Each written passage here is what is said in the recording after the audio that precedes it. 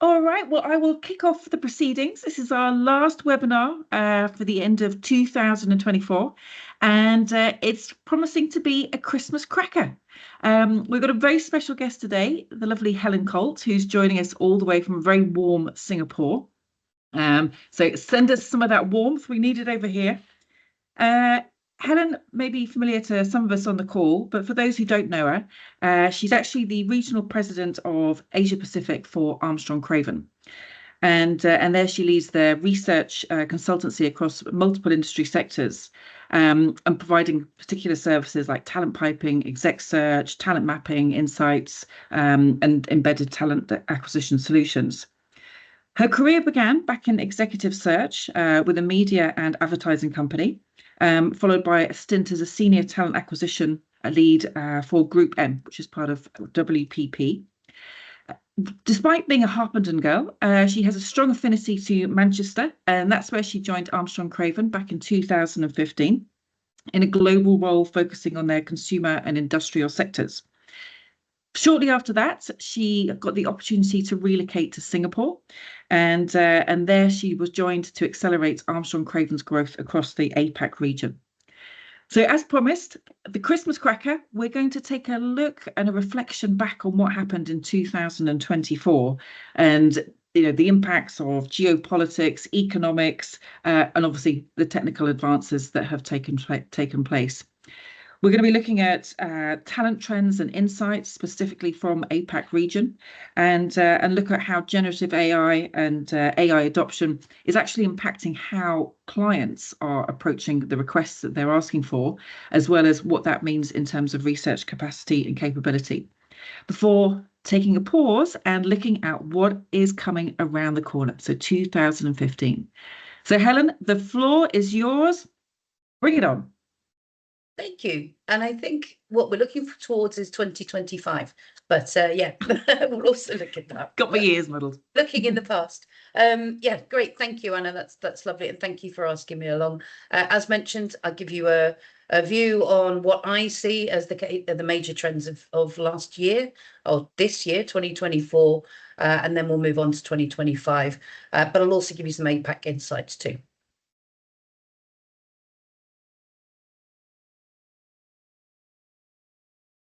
Seem to have an issue with the transition, but this is section 1 about the 2024 review.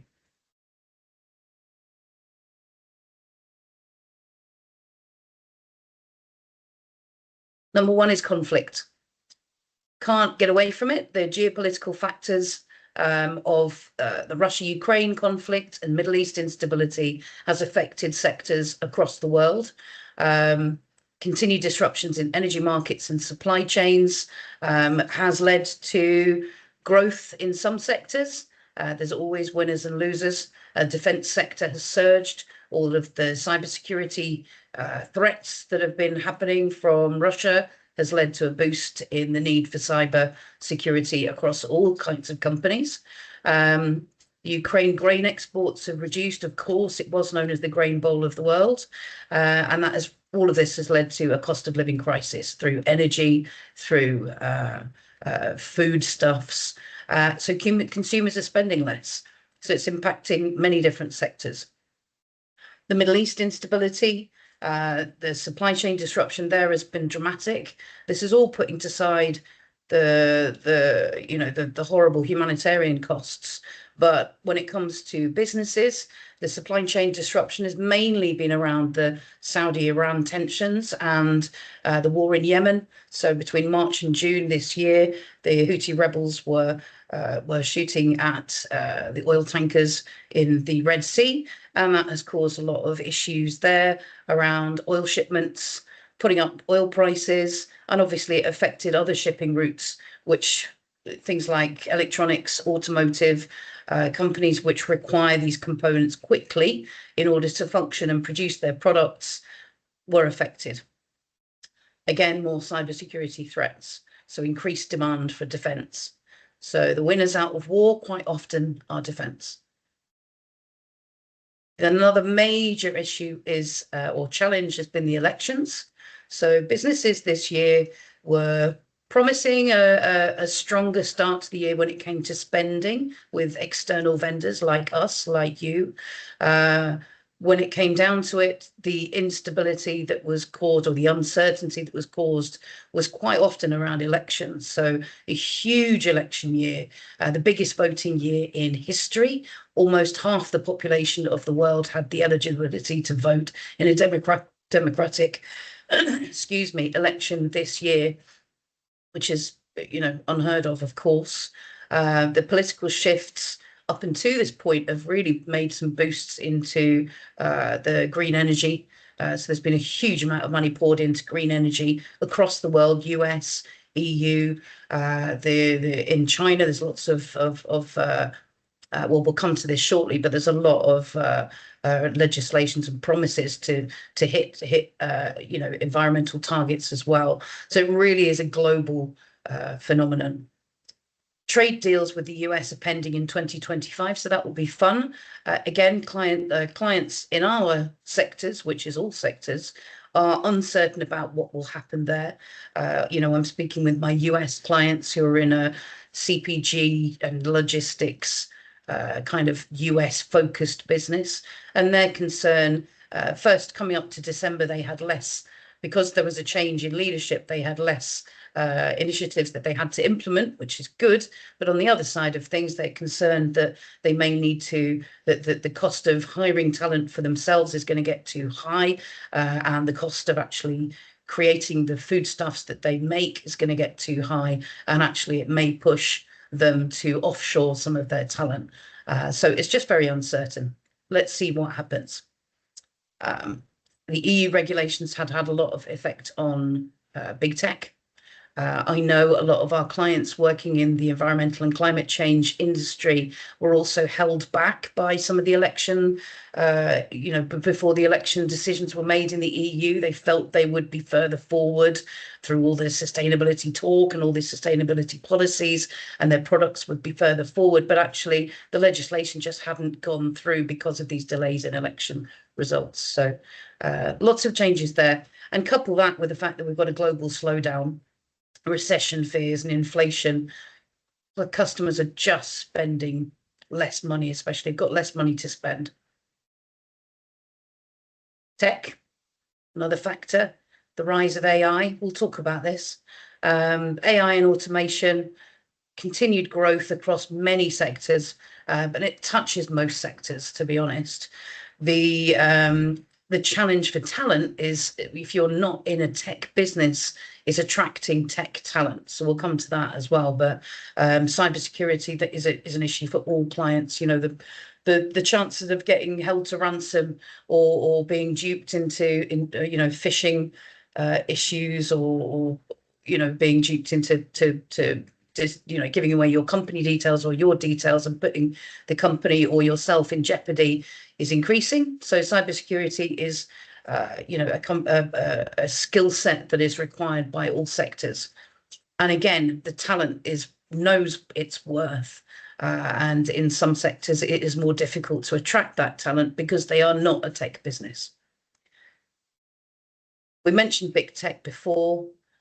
This is going to be a big change coming into 2025. The worm is turning. EU rejected Google's appeal against their penalty for antitrust.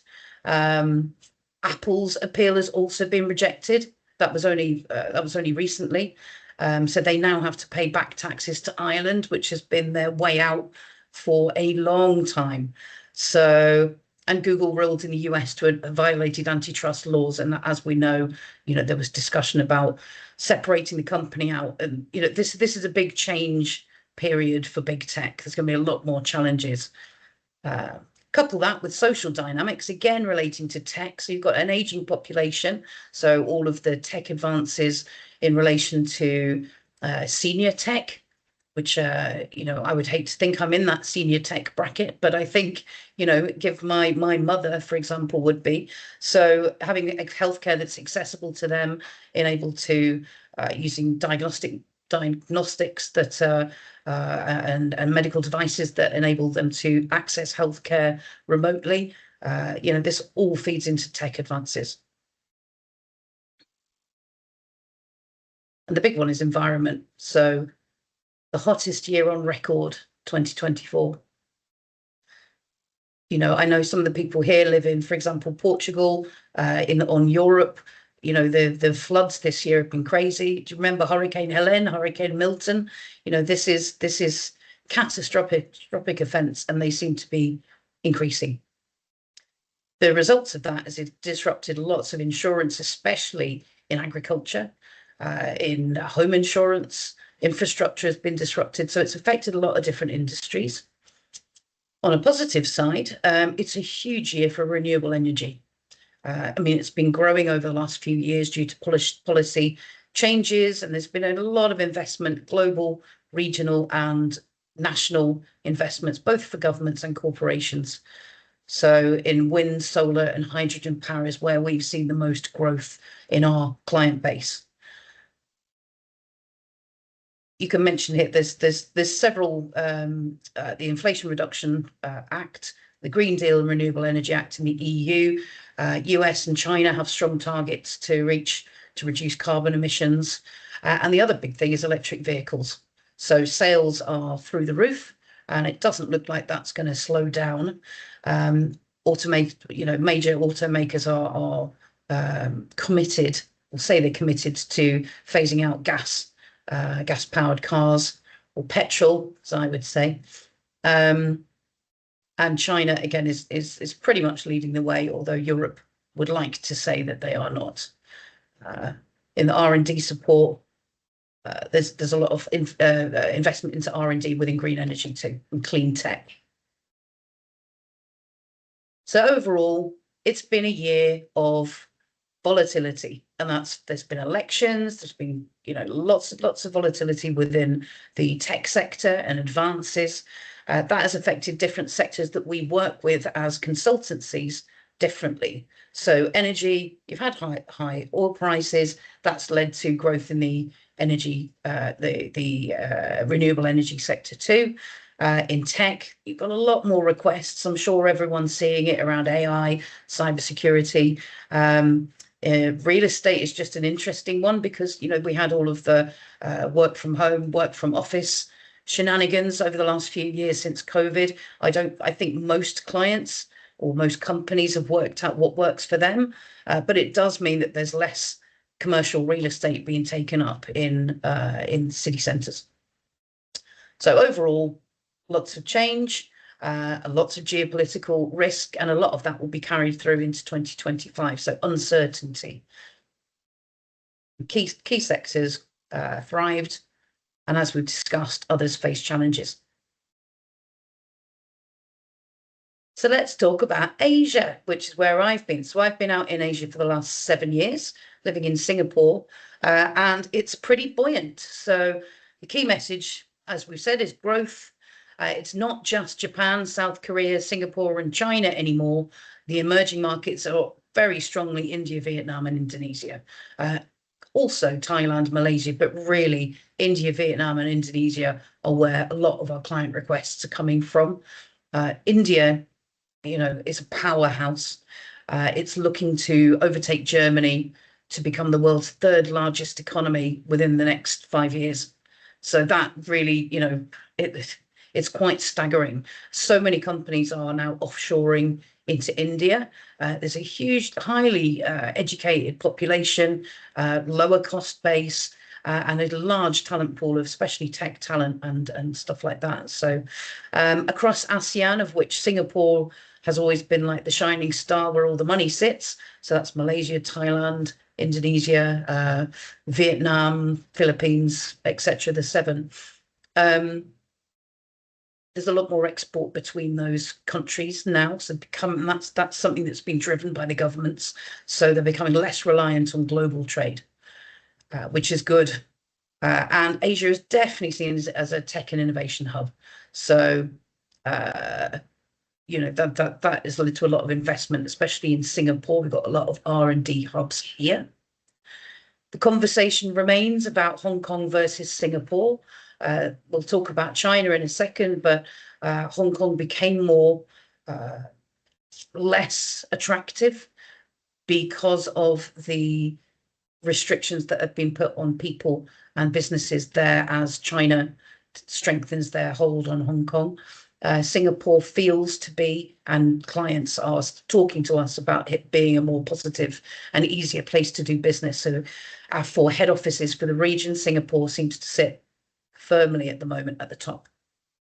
There's a shortage of tech and R&D talent. We've talked about those, Asia being a hub for many businesses, as in it's a hub for R&D for a lot of businesses. The biggest diversity challenge is really getting local talent in rather than, gender, although that is for global businesses, gender is high on the agenda, no pun intended. But in Asia Pacific, the overriding factor quite often is getting local talent into those country leadership positions where quite often a European has been parachuted in 5-10 years ago, or a US person. Local talent needs local leadership to look up to. There's a big pressure to hire local talent generally, not just at leadership level. I mean that it's quite hard to get a visa if you are not, for example, Singaporean, or you are not, for example, Australian. And that really does restrict the talent pool, especially when you've got a real pinch on tech and R&D talent, especially. If one more client starts talking to me about software engineers in Singapore, we can pretty much give them the map and tell them what's out there. As mentioned, work from home, work from office preferences, they're not consistent across the region. For example, if you are of Chinese descent, you may well have several generations of the same family living at home. It's not convenient to be working from home every day. So working from the office is the preference. If you are maybe European or an expat, it may be that you're living alone and you would love living alone and sitting at home. So that the preferences are not consistent, and they do change depending on the skill set that you're trying to deal with and trying to attract. There is an eye on China. We can't ignore it. It's the second largest economy, huge geopolitical risks. The China tensions, the US-China tensions is one of the biggest ones. No one's quite sure how the trade barriers and tariffs and tech sanctions might continue to disrupt or further disrupt the relationships there. And if clients or businesses, as I should call them, are entrenched in China, that would affect their business there too. The South China Sea, it's an ongoing territorial disputes and military tensions that can affect shipping or supply chain. There's a real risk of conflict in Taiwan, and there's a lot of our semiconductor supply and supply chain and R&D sits within Taiwan. So that's just one of the risks required there. There's lots of regulatory crackdowns in China itself, and that can affect businesses who are out there. We know the economy is slowing, and that affects everyone, not just clients who are sitting within China. The global alliances, human rights, which, if human rights, for example, in Hong Kong and Xinjiang, come to the surface, clients or companies who are involved over there may well be implicated, have reputational damage and potentially financial damage and fines. Cybersecurity is a big issue, and there's always been an issue with intellectual property when it comes to China, and wanting to bring that on board and develop it themselves. And there's big tech competition. When it comes to actually researching in China, I'd like to hear everyone else's views on this too. Our experience is that you need Mandarin if you're looking at any level other than leadership level in big MNCs, whose first language is English for the business. To be successful, especially at the lower levels, really, it would be good to be sitting in country. I will come back to Anna, if you can help me with any questions coming through, that would be great. It's incredibly fast paced. Candidates don't tend to stay as long as they do in other countries. This is a generalization, but there is so much opportunity for in-demand candidates. They don't tend to stick. The other thing is they may well drop just as are about to actually put them into the role, a week before they might drop out. So there is all sorts of issues around that. There is low visibility now that LinkedIn has pulled out, or in Korea, which is a challenge, but clearly there is other ways around that. And if you have Mandarin speakers and Mandarin readers, that can give you access to those networks. For example, My. It's still challenging though. We find it we tend to turn down or heavily caveat any project which requires us to gather primary insights in China. Culturally, we find it extremely challenging. I'd like to hear other people's views on that. You might wonder why there's some otters on this, but this is the Singapore otters, and I didn't know how else to get them into this slide deck. And none of these examples are anything to do with otters, but these are our Singapore otters, and we're very, very fond of them. So if we look at some of the APAC trends, some project examples, for example, we talked about China, and quite often the geopolitical queries tend to be around China because it's such a big factor over here. So there was a client just finished this project, and it's a big global CPG beverages client. They have their corporate development global corporate development wants to understand the footprint and the intentions of maybe 16 other clients, 16 other competitors on their R&D footprint within Asia Pacific, especially relating to China, and especially if they're going to be making any changes in relation to the geopolitical tensions that are provided by China. So it's really interesting. We came in, we did competitor insights, we provided them with org charts of exactly how the setup is now in these 16 businesses, but we also did the primary insights part to find out, well, what are they planning to do next? So the client gets a real competitive advantage by understanding exactly, what their competitors are doing and getting ahead of all of that. On the diversity spec, sorry, Anna, go ahead. Just to jump in there, because there are a couple of comments here, so I hope you don't mind me jumping in Go with ahead. them. Yeah, go ahead. So one is from Heather, just going back to what you were saying about languages in China, and she's saying that the clients that she's working with are very specifically asking for local language, so Vietnamese being one very recent one. But she has a question for you, and I don't know whether you have much knowledge of what's happening in the university space, but her question is, are the ASEAN universities providing the talent that's required for the future needs in the region, or are companies looking at talent that's been educated outside of the region? I don't cover a university campus recruiting. Anna, you might be well placed to answer that question, actually. But my understanding is when we are looking for location insights, we are looking to the local market to understand what is available, what those universities are churning out. And if there is not enough talent coming out of that, then obviously we advise the client to be making relationships with other universities outside of there. Some ASEAN countries have a highly mobile population. So Philippines, for example. So if you're working in the Philippines and you're only going to be looking at Philippine universities, those clients are going to be disappointed because a lot of that talent will migrate. So, my recommendation would be that they look at whatever's locally on the doorstep first, so they can build those relationships and one-to-one, and actually get involved with the potential candidates as they come out of university, but obviously to look elsewhere as well. But my knowledge on active campus-based recruitment is minimal.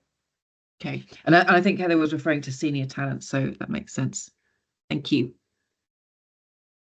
Okay, back to the otters. So on the diversity trend, just a couple of examples here. Like I said, there's a drive for local leadership talent across, especially ASEAN, so Indonesia, Malaysia, Vietnam. So a few examples here. It's CPG beauty client. This is just what we're working on right at this moment, looking for C-suite leadership in Indonesia. Media and advertising, actually one of the old parts of the business that I used to work with, are looking for CEOs in Indonesia and Thailand, and these are specifically Indonesian and Thai nationals. There is an imbalance. In Singapore is an interesting place because there are Malay, Chinese, and Indian background individuals here, which on the surface sit quite harmoniously next to each other. A little bit under the surface, it's less so. When you look at the banks, and they've tried to address this in the last few years, there's quite often a big imbalance of particular nationalities or particular backgrounds, national backgrounds in some of these. So, for example, within this regional bank that I'm working with, they wanted to understand how to address the imbalance of, and it wasn't actually Indian, it was South Asian. There was every candidate that applied for their night shift on this really highly technical night shift, and every candidate they interviewed and took the role was South Asian. They wanted to know, how can they get Singaporeans into those roles? Because that's one of the criteria, building a Singaporean core. And it's very difficult because Singaporeans can go home to their families at night, and they tend to live in a generational home. They want to see their families at night. So these kind of nuances are different per country. But it's just illustrating here these kind of diversity. It's not just gender diversity that we're looking at over in Asia. And again, gender diversity is an element, especially if you're looking at India, because there is not a lot of leadership talent with, it's still a very male-dominated country when it comes to leadership talent. Japan is another one that always comes up, less about diversity, but more about the need to hire. And really, if you don't have feet on the ground, then you're at a huge disadvantage as an external to Japan consultancy.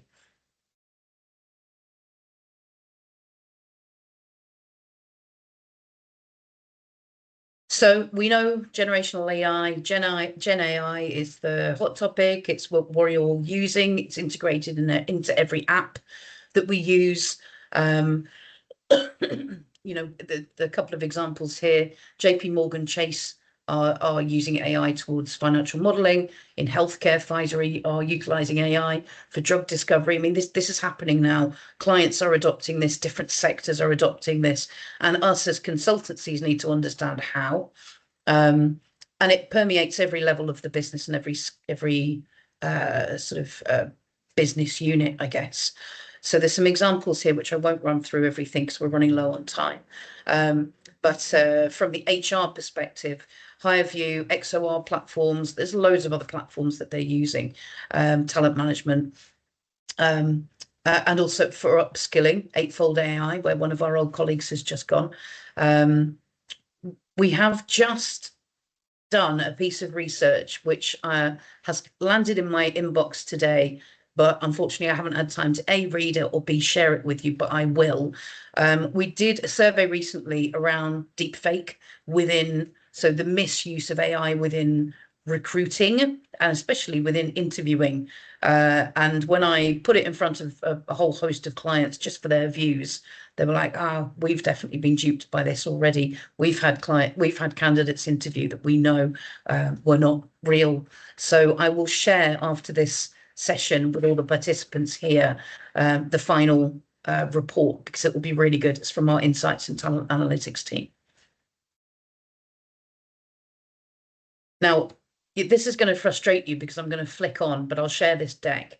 This was put together, you may have seen it already, by an old contact of mine, Glenn Lindley, who's Senior TA Director over at Podmatic in California, and it is growing daily. So this was up to date 2 days ago. There's 400 companies on here now.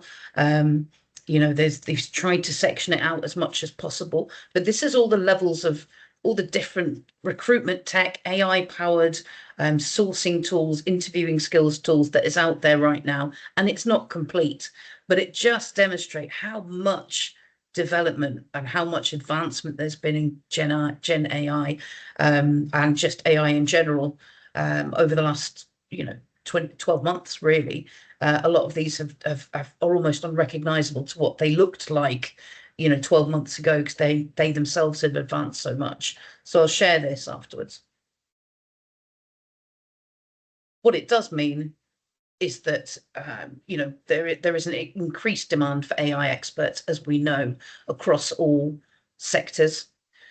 Now that includes non-tech sectors, and that's where we're seeing a lot of interest from clients and a need from clients to understand how to attract these people. And it really is an option to go out there, try and headhunt them and find out, how should they amend their EVP in order to try and attract these, highly sought after and know how much they're worth people. And quite often, some of the results of the 2 or 3 most recent projects that we did, it's not necessarily about the tech, because these clients can't offer tech advances and project after project, but things like work-life balance based, if it lined up against an opportunity at a Google or an Amazon, really makes a big difference. Happy to discuss more about that on a separate string.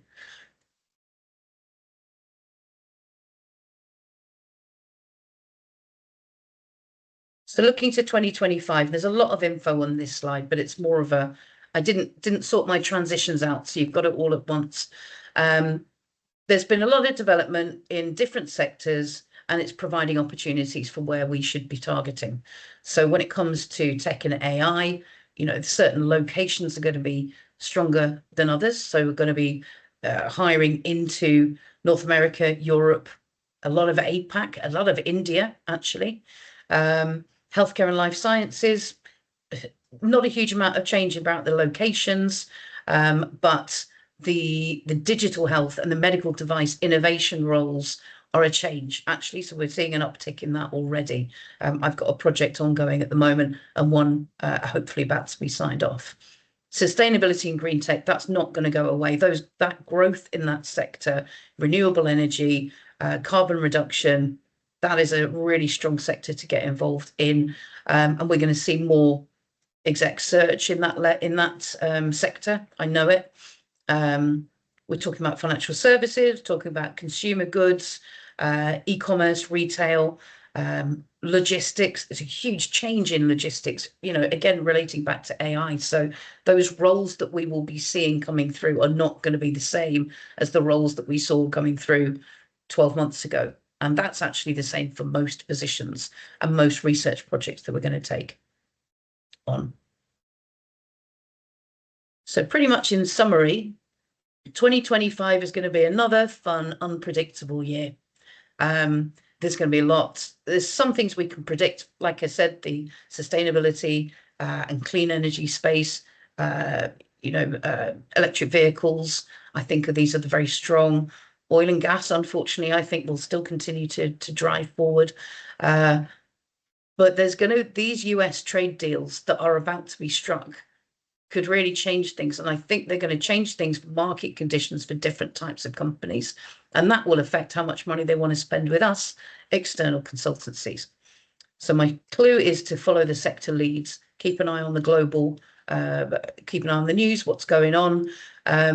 Emerging markets, it's not just Asia Pacific and the ASEAN markets that I mentioned, of Vietnam, Indonesia especially, but also Central America and South America.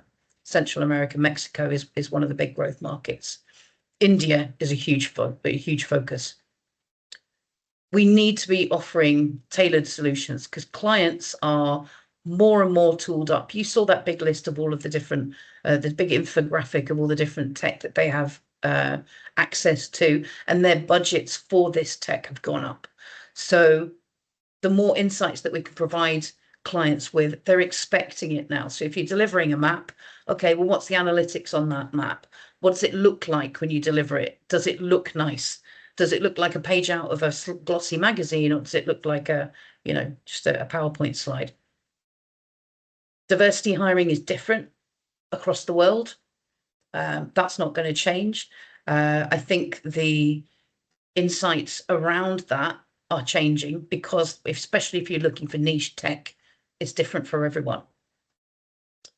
So, for example, if you are looking for female leadership talent in India, that attraction strategy is going to be different from looking for female leadership talent in California, for example. As consultancies and as individuals, and I'm sure Heather Travis, for example, who's on this call, is completely tooled up on this. We need to be utilising Gen I more and more for efficiencies in our own work, be that from note taking, summarising emails, everything else, just giving us more time.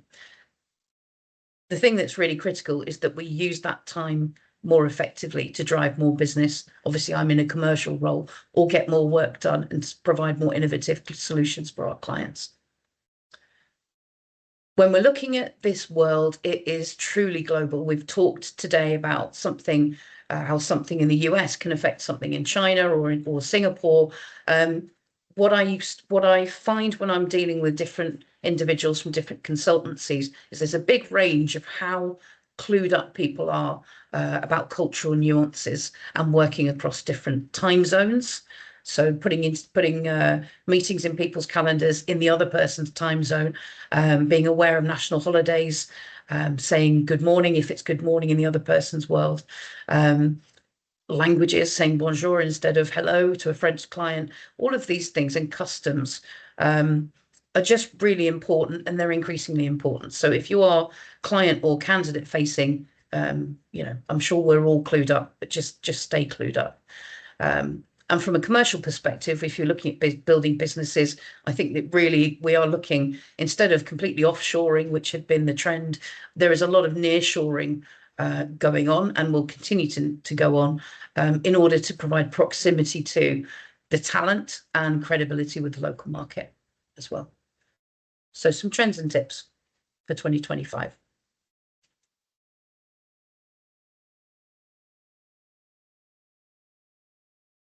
Thank you, Helen. That was absolutely fascinating. The complete insight onto the whole macro view of the world. So I'm going to open up the floor. I do have a question, but I'm going to hold back. So Daniela, please come off mute. Hi, Daniela. Thank you. Hi, Helen. Thank you very much. This was really good.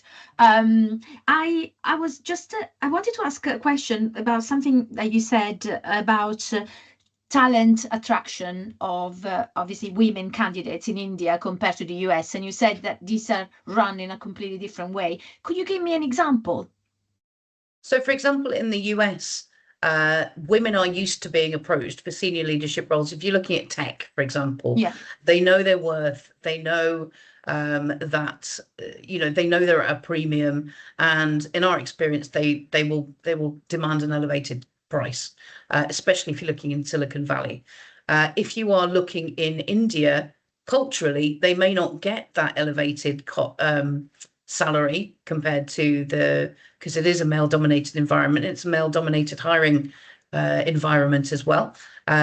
So there is, and also there is the perks and benefits that someone might require in India might be different to someone in, for example, Silicon Valley or even the Midwest. So, if you are able to, in India or Malaysia or anywhere or Manila where there's terrible traffic, or Mexico City, if you're able to offer more flexible working hours or flexible starting times, those kind of things, so that people can pick up the kids or they can just avoid the traffic. Things like this make a really big impact on women when you're trying to attract women, and it's offering the whole package, what healthcare is on offer, and some of these aspects are very different in the US than they would be in more of these emerging markets. Thank you. Heather. You're on mute, Heather. First time ever. Sorry. So do you have any sort of idea on, especially with Asian, attracting people to Asia, are you having to pull a lot of people back from other parts of the world? And how important is it for some of the Asian talent to have had multinational experience? Are they wanting to pull people back that bring that multinational experience outside of Asia? Absolutely. Anyone who can bring that global or international view, especially with working with global or international companies, and bring them back, is a huge benefit to that business, but also to the people working around them in that team. Where there is not enough, we're working on local leadership talent for Indonesia, for Singapore, for Vietnam and Thailand at the moment across those projects. And the request is, look, we've looked in the local market. We know the leadership talent that's available there. It's quite often the majority of those in those locations may be Indian leadership talent, and they're saying we don't have the local talent, so can you look abroad for us? And that's not necessarily so that they want people with an international experience. It's because there isn't enough available in the local market. They may have left, and so we need to bring them back. If you're looking in China, they love having people who've worked abroad and to bring them back because it brings more international view and international IP back to the country. Okay, great, thank you.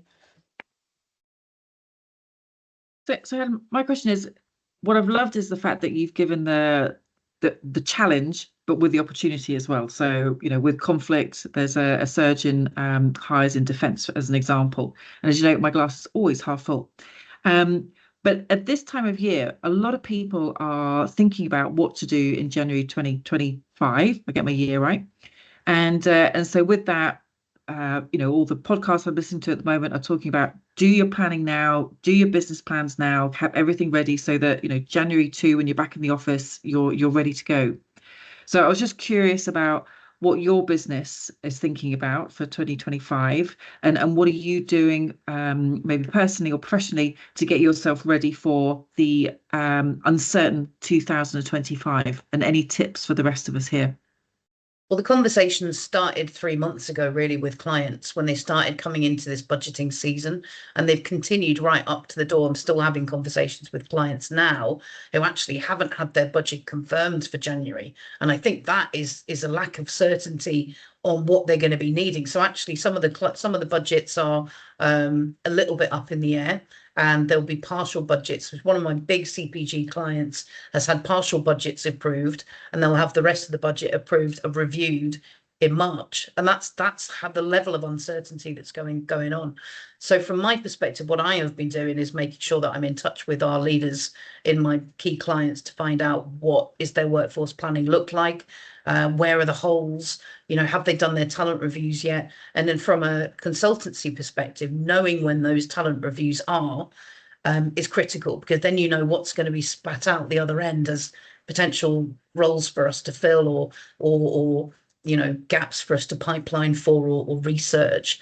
So you know, that's what I've been doing. From a client perspective, their workforce planning is going to become more and more they're going to be more and more clued up, even if they can't see exactly what's going to go on at a base level. They're going to be much more they should be much more tuned in on what's going to be required on a workforce level, like what hires they're going to need to make, are they going to be able to predict who's going to leave, and that kind of things, and who's going to retire, and that whole succession planning piece. Because they're able to utilize AI tools, because they're able to put that data into a system and actually it will spit out and help them with that. So from that perspective, that helps us, because they'll be more clued up and more clear about what's coming, and we get less reactive requests. The other thing is making sure that I'm talking to clients about being far more strategic. So if they are just waiting for a role or a problem to happen, that's you know, that we all know that's you know, it's a knee-jerk reaction. Quick, we need an executive search, we need to hire someone now. But the whole thing that we shout from the roofs about, most of us here, is be prepared, pipeline talent ahead of time, and those strategic projects, in that case, they start thinking of us as a strategic partner, and therefore, which we are, and therefore they get on board with headhunting talent ahead of time, starting to socialize with them, working out who could work, and then it helps them with their succession planning. We win the business. Clearly, they are tooled up for when and the eventualities, or if they need to hire, because it is an uncertain world, and you know, they may have budget cuts and may not be able to hire, but at least if they need to, they can confidently. Thank you. Anybody else?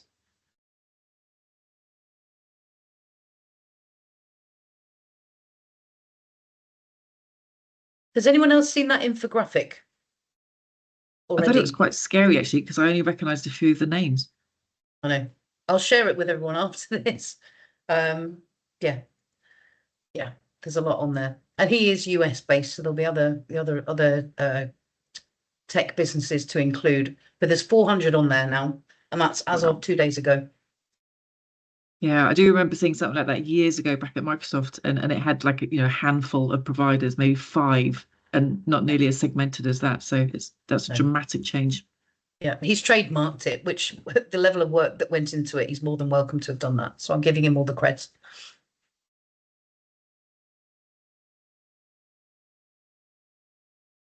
Well, I hope people have found that interesting. I know it's been quite macro rather than in depth, but there's some examples in there of how things work over in Asia Pacific. If you have any questions at all relating to Asia, I'm in a global role, or anything that we've talked about today, then feel free to drop me a note directly, and I'm happy to set up a chat.